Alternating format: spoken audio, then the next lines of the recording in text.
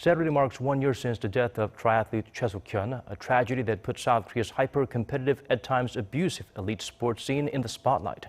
Activists believe there is much room for change. Seong-woo has more on the mission to reinject joy into sports.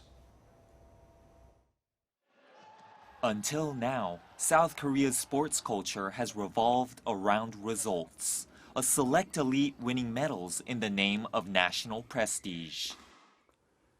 I think in the past, we are so focusing on trying to tell the world that we exist as a nation during the Olympic season.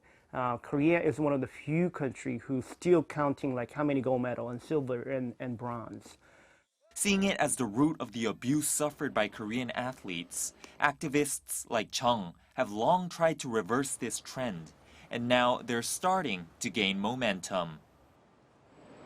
Adding weight to the movement is multinational sportswear corporation Nike.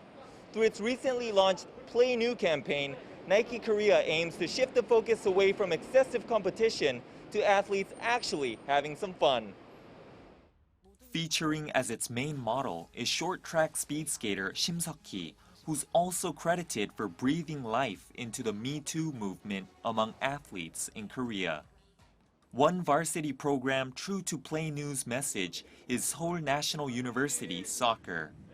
Only 3 of SNU's 19 players have played at the top level in high school. Losing's okay as long as they give it their best, because the end goal isn't about taking home a trophy. For us, it's all about having fun and growing in the process. Through sports, players learn to work together, respect one another, and overcome obstacles as a team. The life lessons learned add up to building productive members of society. Meanwhile, Yonsei University makes sure their student athletes don't fall behind academically. That stereotype of athletes passing up on schoolwork to focus on athletics bothered me. I wanted to change that, and so I studied even harder. The school realizes not everyone turns pro, and that players are students first and athletes second. Most need a backup plan to prepare for life after sport.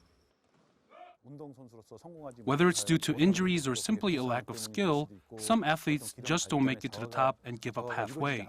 Schools need to provide them with another career path through education. It's all part of the movement to protect athletes by redefining sports as not only a career, but also a pastime. Sport is actually a human right. This is not for a small group of people who can compete at the international level. I think the sport can be a good tool for a lot of youngsters to improve their health, their mental health, as well as other ability. Seong-woo, Arirang News.